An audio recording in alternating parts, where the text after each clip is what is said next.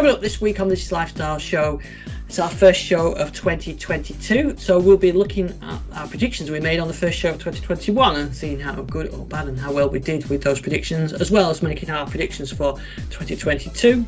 We'll also be looking at the initial news coming out of CES, which has just kicked off, and there's been a bit of Microsoft news around that as well. So let's get straight to Gary. Gary, good evening. Good evening. Yes, and our first show of 2022. Yeah, Happy New Year, everyone. Yes, and I went back and listened to the first show of 2021, where I said hello to Ian from 2022. So I'm now going to say hello to Ian from 2023 as well. So, because what I did, I went back to listen to our predictions, so we can talk about some of those tonight. And there's a couple of news stories around, but with it being Christmas and New Year, there's not a huge amount there. But it is CES kicking off, so we've seen a couple of interesting things. So anyway, here we are, 2022. I did try. I think we talked about it last show, the one before Christmas. You said about the Alexa's got the option to detect beeping. Oh yes, yeah. Yes. So I set that up, and it does work. Actually, it works quite well. Good. So I set it up. So now when my coffee machine beeps or the oven beeps or whatever, I get a little alert on my wrist with the smartwatch.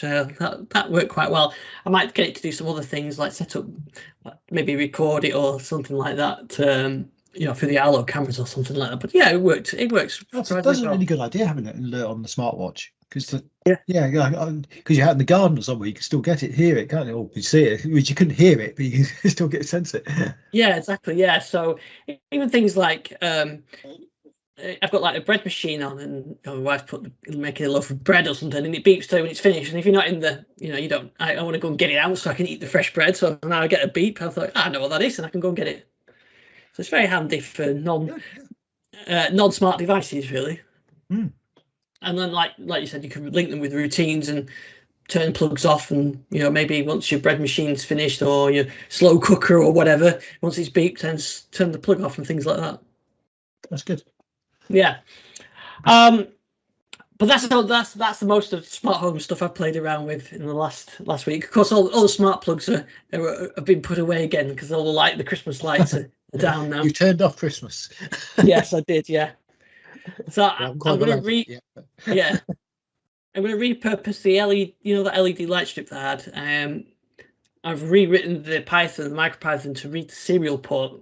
So I was hoping what I could do from a .NET application is write to the serial port of the MicroPy controller.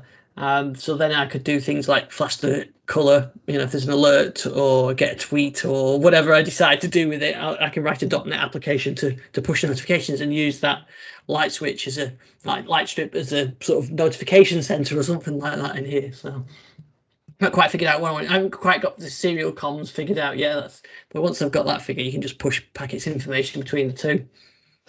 That's my next project.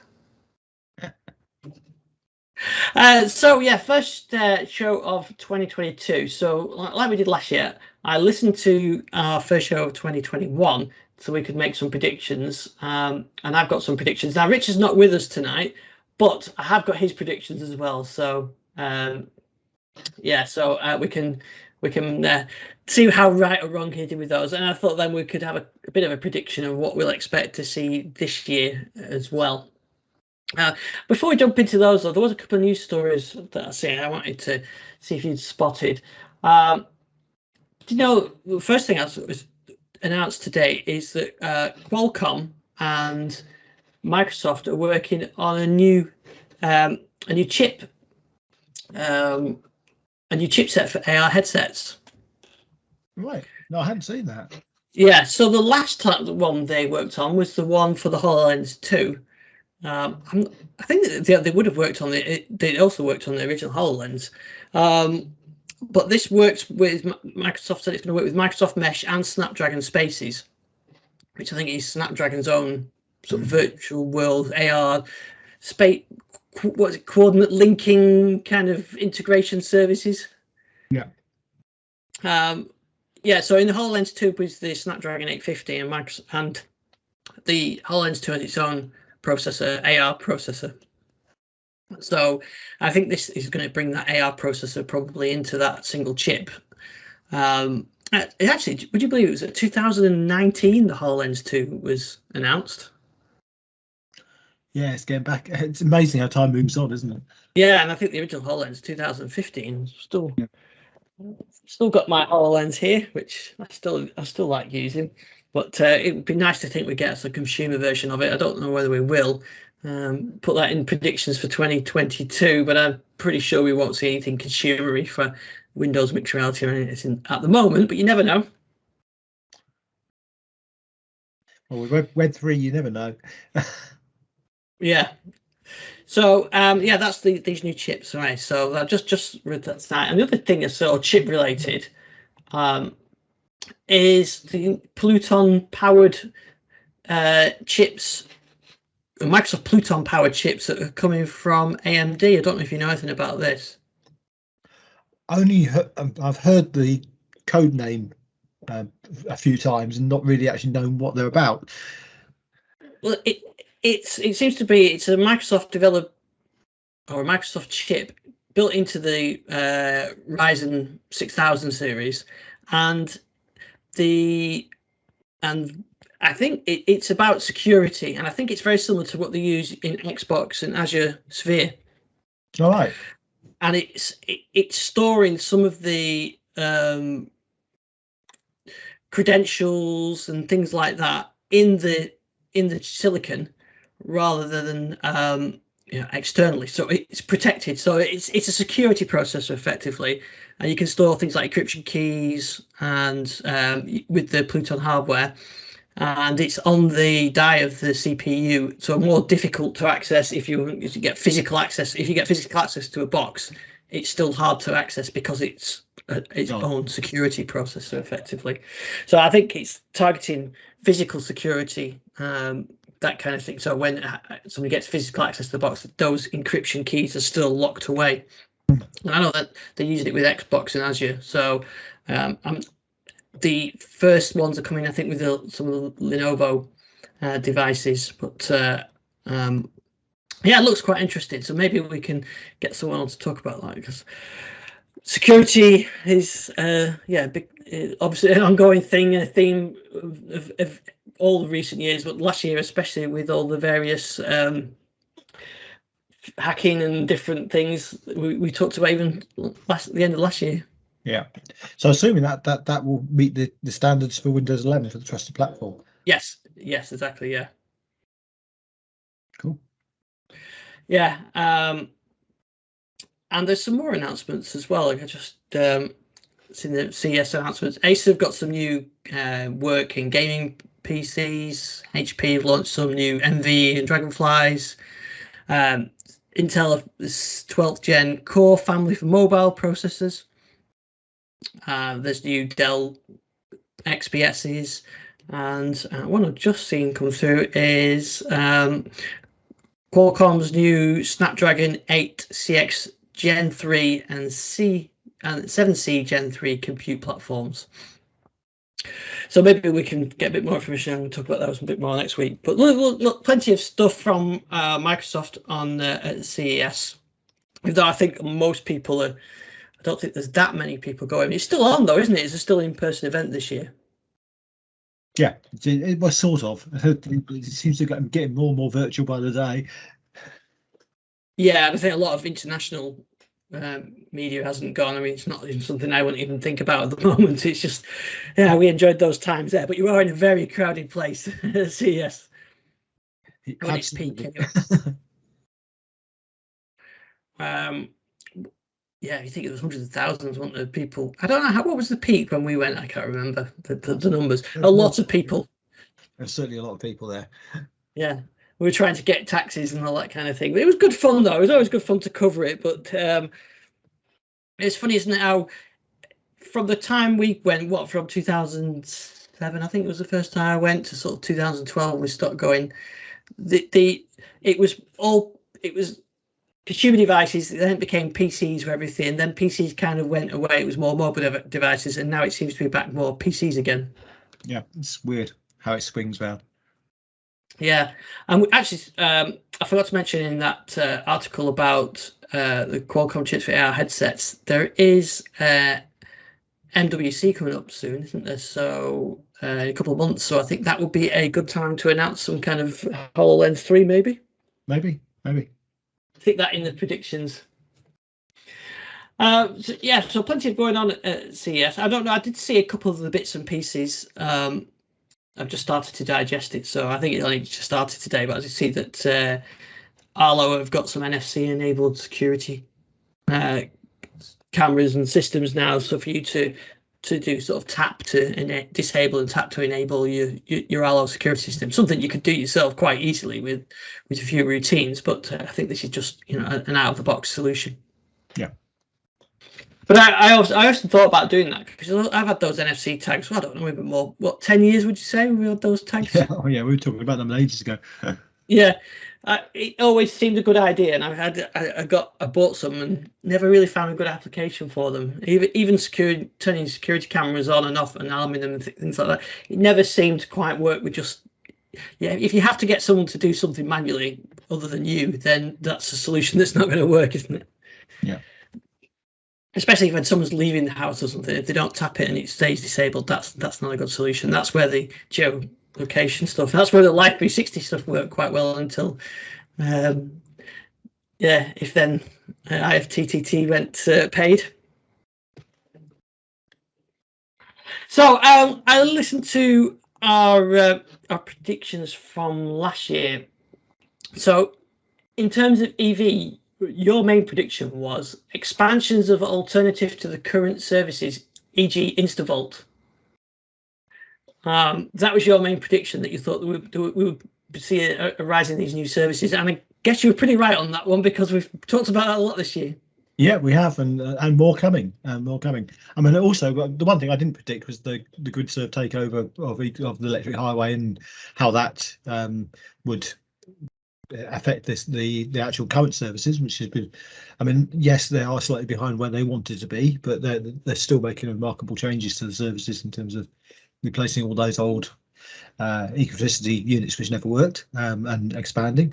I mean, everybody would like to see them expand quicker, but there's restrictions there. I mean, one of the biggest problems with the motorway services is their location.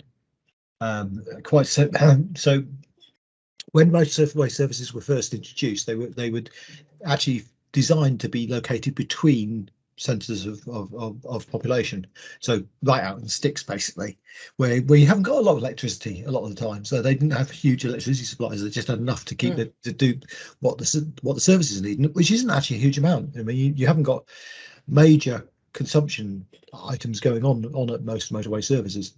You've got some cookers and stuff like that, but there's not a huge amount of electricity being drawn. So they didn't put the backbone into those places, and there's a lot of work needed to get the backbone into some of the locations, which is why people like GridServe are also doing their own electric forecourts, which are nearer conurbations or big cities, whatever, where they can get power easier and set it up easier. So, but I think we are definitely going to see a lot more expansion in this respect. I mean, the Osprey hub I went to a couple of weeks back is an example of where you can put a hub in at a location which is not really a services, but is equally as useful because it's Costa Coffee type area and it's quite close to the main roads. I think there'll be a lot more alternatives to the services, and to be honest, a lot of them are a lot better experience than the motorway services are when you go to them. But having said that, there was one motorway services which I do really rate, which is Rugby, and that's the new services they put there, which has obviously got lots of charges. But even those have had problems this year and failed to work at one point. But most of the time, I don't have any problems charging at all these days, and it's expanding. But the other thing, of course, is cars are getting longer range, and I suppose that'll be my prediction for this year. And not we've got onto those yet, but in terms of EVs, I think we're going to see longer. 250 mile range plus will become the standard size, normal size for a car to have, and you'll start to see 300 mile plus vehicles this year easily. I saw I think there's a Mercedes concept that was announced today that's 1,000 miles. Yeah, the EQ is XXX, Yeah. which is an interesting shape. I mean, shape wise and design wise, it looks very like the Kia ZV6 in terms of the design. I mean, I think that must be something to do with aerodynamics, that they're all going this sort of same similar sort of shape with curved boots and fairly sharp noses. But yeah, that's the sort of thing which can happen, and they've used some of the tech from their motor racing division.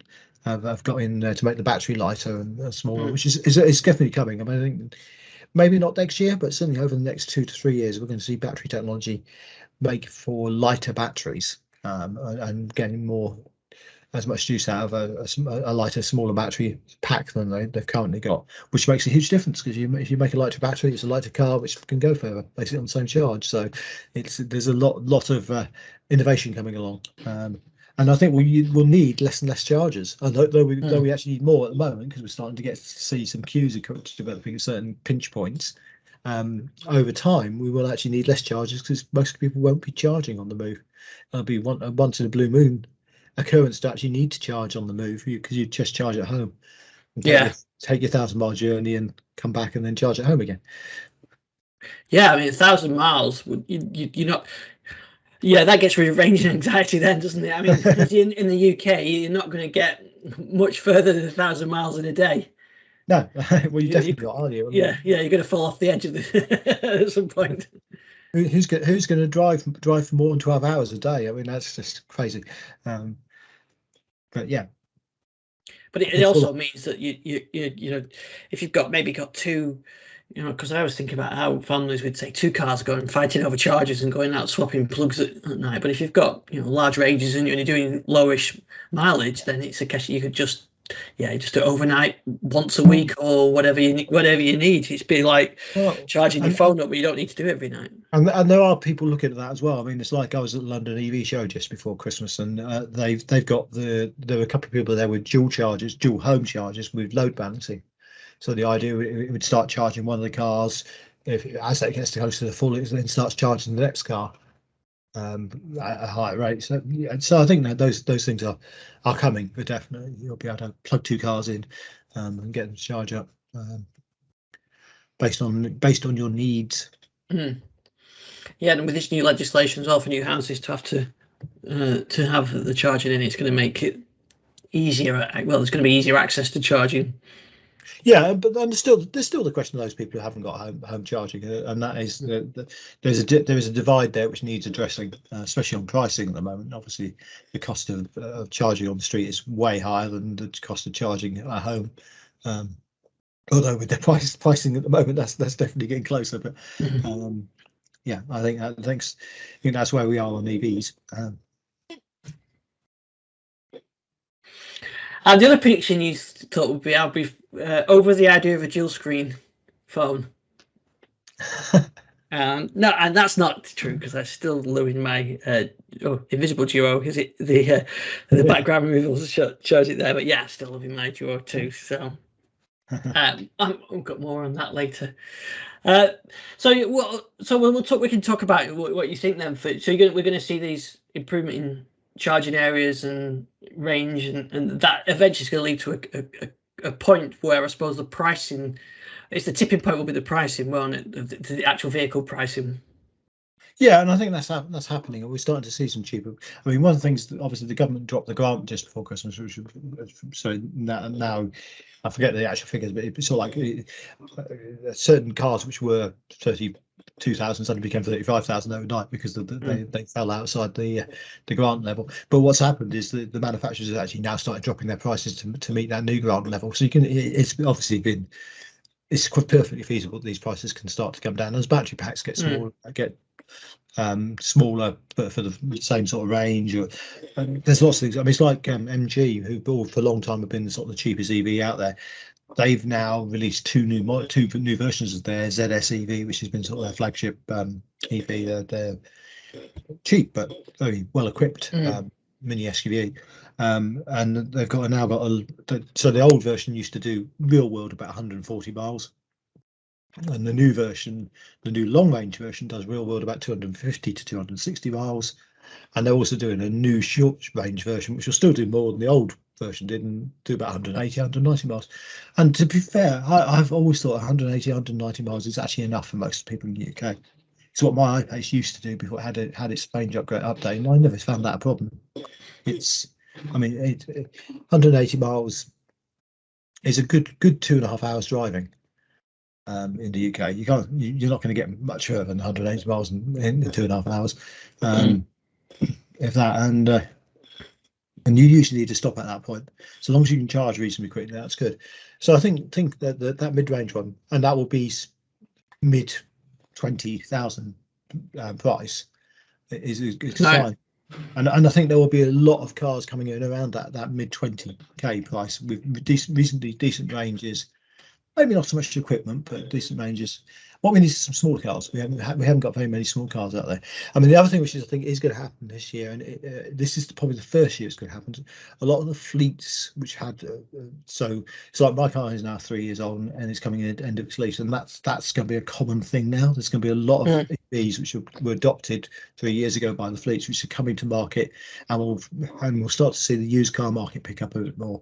I mean, at the moment it's artificially inflated in price, and there's crazy deals to be had. I mean, I've heard of people trading in their, talking about NG ZSEV, trading in their old model for more than they actually paid for it.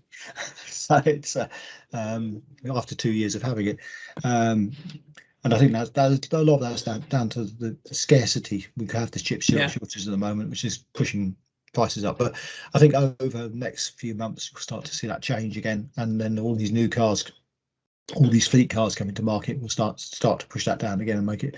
So I think there will be some reasonably priced ex-fleet EVs out there on the market going soon, which is good. I mean, that's going to help out. Anything which can help spread it out to the masses has got to be good.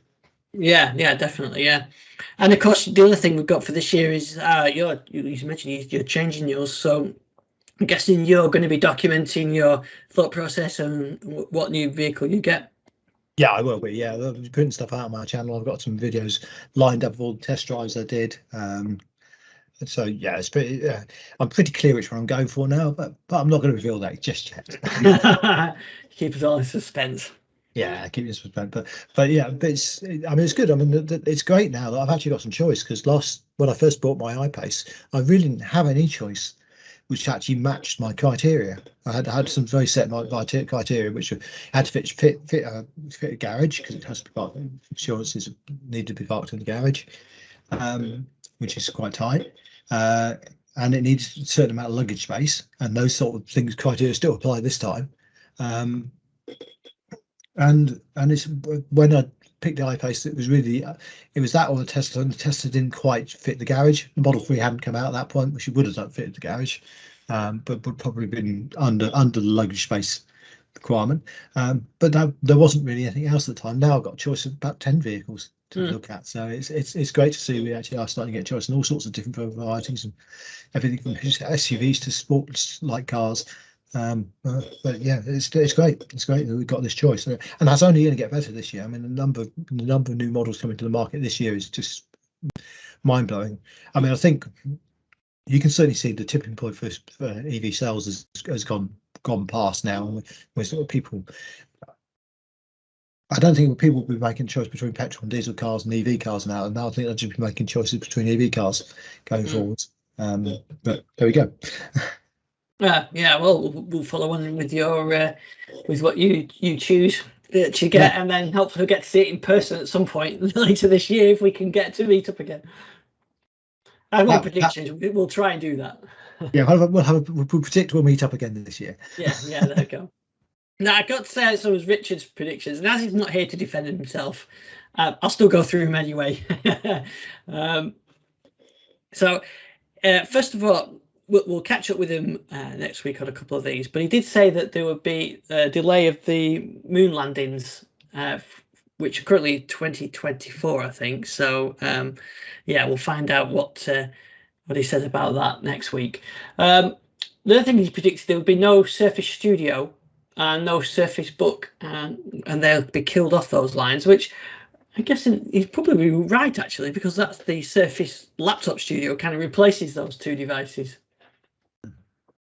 Yeah, true. Yeah. they've kind of merged those into one. He thought there'd be an ARM-based Surface Go, which we probably all thought that would be the case, but that didn't show up. And he also thought Windows last year would be a make or break year for Windows 10 on ARM, which I briefly spoke to Richard earlier, and he said his jury's still out on Windows on ARM, and the fact that the dev kit finally arrived with a whimper wasn't a good sign. And no Surface Go is hardly a good sign either. But as we mentioned earlier on, Microsoft have announced some new chips with Qualcomm, so it's not over. But I think we've yet to have that sort of breakthrough of a really breakout device that's Windows ARM. The Surface Pro X is a great device, but it's still quite a niche device. Yeah. The other thing that Richard said, he hoped Microsoft would do an update to the Windows 10 UI, and he said, I hope they do the whole UI and not just part of it. So, well, kind of got his wish there. It came Windows 11, and he also said that Windows 10X would be released in the first half of 2021, which definitely wasn't right about, but that's because Microsoft killed it. Which is actually also, to be fair, is what I said that I thought it would be a Q2 release for Windows Insiders, and then it will be released later in the year. But of course, Windows 10X never did appear. I did say that I thought they wouldn't be launching a dual screen device of Windows 10X. I thought they may look at a single screen device with 10X, but obviously, as we mentioned, 10X was quietly cancelled. Was it live? Well, it was February last year, wasn't it, or something like that? Yeah, I think so. Yeah, so we had what, 2 builds or something like that came out for it, and then it kind of slowly faded away. So it was actually I actually feel kind of sad because I like Windows 10X the way it was working. It was coming along quite nicely. It had problems with legacy applications, which I think was the final nail in the coffin, but I actually liked the way it looked, and so I even got it working on the Lumia 950 XL. But so I'm quite sad to see Windows 10X die, but all the UI sort of lives on in Windows 11, which we really didn't predict. I think we both, well, all of us said that there would probably be a big update to Windows 10 later in the year, but we didn't predict it to actually be a separate product. We thought it would just be a update to Windows 10 that would bring some UI changes. Yeah, I certainly had no clue at the time that we were going to get a different version of Windows. Yeah, so the other thing I predicted was that we'd have a Duo 2, which wasn't really a tough prediction, but yeah, we've got the Duo 2, and I've got that here. I actually said, and all I want them to do is to sort out the camera and put NFC on there, which is exactly what they did, and this is now proven to be. I'm still really enjoying using the Duo, and yeah, the Duo 2 has proven to be the device that I need it to be. In fact, that I don't use any other devices with this. All family pictures taken at Christmas and any trips out, I've just done with this. And of course, it's got NFC, so I can do the contactless, everything you expect in a phone, really. That was the problem with the Duo, with the original Duo, was it wasn't quite what you needed for the phone features. The other stuff was great, but I'll tell you what I have done with this. I did try. I've not really used the Kindle app very much, so I thought I'd try that and tried reading some Kindle. It's actually quite a good book device for viewing Kindle books. It supports dual screen. You get the nice 2 pages you can flip with your finger. It's a really nice device for reading ebooks on. Now the only thing, of course, is you got a bit of battery drain, but actually I was using it for quite a while. I didn't have too many issues with it. And the original Duo, which I don't really use at the moment, I've started to use just as an ebook reader. So yeah, I just have that charged up and just use that for reading ebooks, and it's actually really good for that. So I was quite impressed with that. So ebooks quite good on that. So I've been happy with the Duo 2. The other thing I did predict as well is that Microsoft would release Android 11 for the Surface Duo, and I said Q1. 2021. You meant Q1 2022, didn't you? Yes, I think so. Exactly. Yeah, that's it. Exactly. So, yeah, still a lot of frustrated Surface Duo owners, which I can really understand because having used Android 11 on the Duo 2, it has got some nice improvements. So I can understand why people are frustrated. So Microsoft's said it would be here by the end of 2021, which it obviously hasn't. But my prediction for 2022 is that we're going to see it in the next couple of weeks. I think a bit of certification issues may have held up the release, so I think we'll see that pretty soon. It's not a major update that you're going to see night and day changes with it, but it's some nice little functionality changes to it and notifications and things like that. So I like those improvements. But for the Duo, my prediction is we won't get Android 12 on here. We'll get 12L, and I don't know when that would be. Sometime this summer, I'm guessing. Sorry, future Ian, if I've got that completely wrong again. But yeah, I think we'll get 12L. So Microsoft will skip 12 and go straight to 12L, which is designed for these dual screen devices, so which makes sense. And I also got a feeling that they may not release Duo 3 this year and push that out to next year and just concentrate on getting Android 12L out. But we'll see. Have you a chance to look at the APIs and stuff for the 12L yet? Is it something that you would actually look at, or you just focus on the sort of the core Android functionality? I want to have a look a bit more at it. I haven't had time yet to do so, but I definitely do want to look at it. I think it looks really good. I think it gives you more options on what you do with the dual screens or large. It's not specifically for dual screens. It's for larger screen devices, isn't it? Like foldables and tablets and that kind of thing. Because I spent time playing with the Samsung foldable, the Fold 3.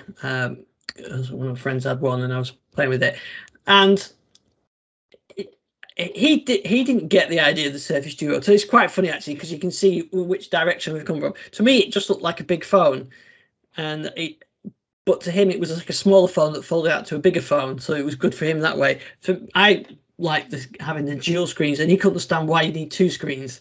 So we were kind of both coming from different ways. So I actually didn't. I didn't see really that much gain from having the Fold, apart from it was slightly thinner in your pocket, and then it opened up to a bigger phone. I mean, it's a beautiful phone, the design and everything's great, but yeah, you didn't get the split screen functionality or like with when I was reading Kindle books, with a nice book format. So, but he didn't kind of get that. So I think depends on where you come from. But as I said, I think as a PC user, most people use the concept of dual screens and having one screen with one application and another screen with another application. And I think if you think of it more that way than you do as a large screen, then that's what it's for, really.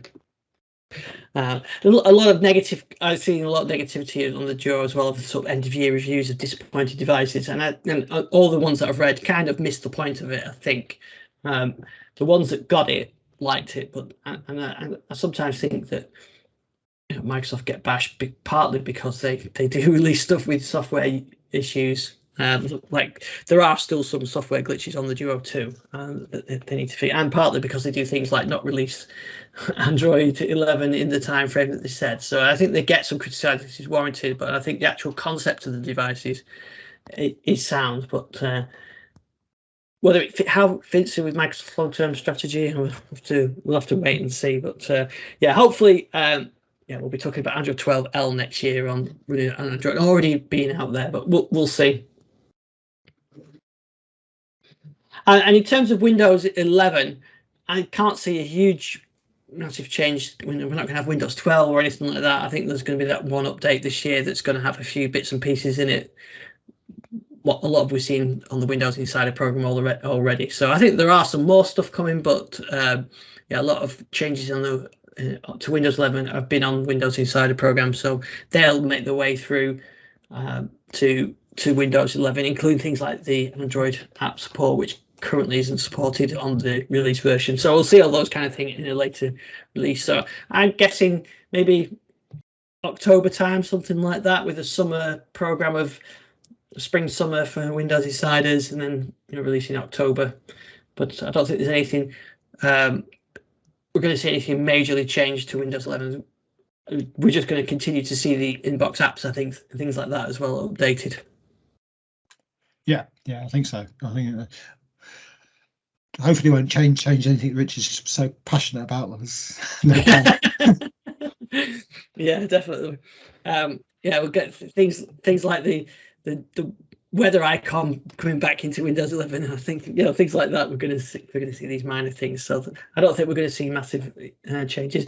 And in terms of the Surface line on the PC side of thing, I don't think we'll see anything like like the Neo or anything. I think that they're gone now. The kind of concept device. I think we'll see maybe a chip improvement to Surface Go and Surface Laptop maybe during the year. I don't think necessarily we'll see any new form factors. It'd be nice to think we get surprised to see something, but it seems like the Surface Laptop Studio is the new form factor at the moment, and I can't see anything else. I'd love to see though a nice, really thin, lightweight Surface Go without any bezel on it, perhaps arm power. But I just think that I don't know whether that's going to happen.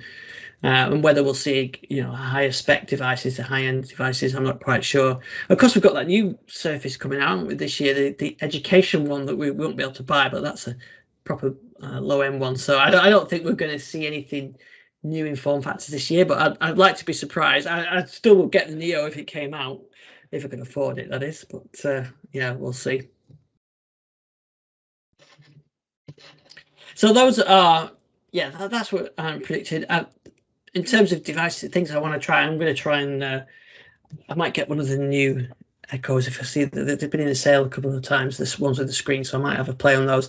I actually set up something on mine I've been meaning to do for ages. I got Netflix set up on, and it actually works really well on an Echo Show in the kitchen. If you Netflix works, Amazon obviously Video works, but they're actually quite a good little video player. Especially in the kitchen or something like that, so you can set it going while you're cooking or whatever. I think it's quite a nice device for that. Good. Yeah. So I don't know what in smart homes. What's your plan? Any upgrades planned for this year? I haven't actually got any ideas on actual specifics for the smart home. I've been playing around with a few ideas on the using a little Pi device, Raspberry Pi devices to hook into existing bits of tech, sensors, and trying to add a few more things into Alexa and stuff like that. Using the beeping detection and the water detection as well to try and do that. I was looking at seeing if there's a way of actually getting it to detect as water actually pouring outside. So if it's raining outside physically, rather than sort of it's predicted it's raining outside, so as you approach the door saying you better take an umbrella, something like that. But I just want to play with a few things more than I have any specific ideas. Yeah, I was kind of I'm trying to think of things to improve the sort of the smart home without making things overly complicated. Yeah. So that because as soon as you do that, no one uses it then. So I tell you what I did do is on my Hue lights, I did program some more routines in, as in changing the color. So I've got early evening, the one I've always had that it comes on as it goes dark. They come on automatically and take 30 minutes to get to the normal brightness, and that 30 minutes is prior to the daylight ending time, so it just kind of fades in. So I had that for a while, but now I've got them to change color twice as well. So you've got an evening color, a later color, and then you've got the much late evening color as well, which so I've got like a nice purple color. So but you can if you set enough time, like 30 minutes transition time, you can't spot the changes, which is quite nice as well. So they're changing, but you can't actually spot them. You can't see the actual changing happening, but you just see them over the time period. So it's quite nice, subtle changes to it as well. I also got set up. I got the sync with Sonos, it's actually with Spotify working as well. So you can have your music in time with Spotify. So it goes through the Sonos, and the lights change and flash with the music, which nobody was impressed with when I set that up in the house, I'm afraid, but I thought it was quite cool. But there you go. I thought I was trying to emulate a Pink Floyd light show, and the rest of the family weren't that impressed. I also tried to persuade the son Jack to get a Surface Go, but instead he bought a PlayStation. Shame. Yeah. So and his justification was he wants both, and they had the PlayStation in stock when we were in the shop, whereas the Surfaces, they always have them in stock. So he said, well, they're very rare to get hold of these PlayStations. I'll get one now. I can. I'll just get the Surface when I'm ready for it. So kind of makes sense. But I wanted him to get the Surface so I could have a play on it first. So those are my predictions, or our predictions then for 2022. So we'll take our customary look at these next year, and we'll see how well we did. And Richard Hope can defend himself next year as well, next week on the show. We'll also probably have some more CES news next week as well. And I'm hoping we'll start to get some insider builds. What do you reckon? We should get some builds. Do you think we'll get one this week, or do you think it's going to be next week?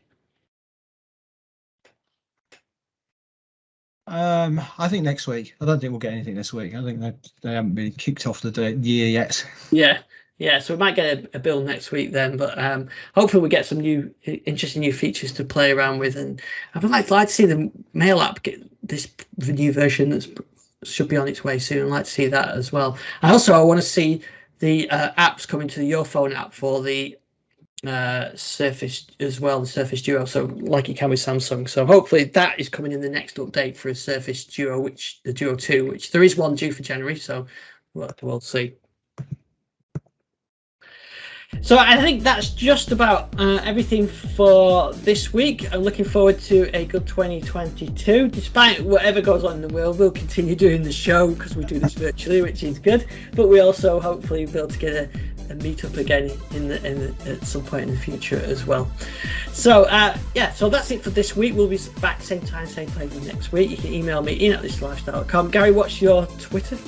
At Gary with 2 R's WMA. And your channels, in case anybody wants to find out about your EV? If you want to find out about an EV, it's the EV Owner channel, youtube.com. I think they still got it /iPace owner on there, but I'm updating the title, so you'll be able to find it as EV Owner on YouTube. Excellent. Brilliant. Well, we'll be back same time, same place, and we'll see you next week. Yeah, take care.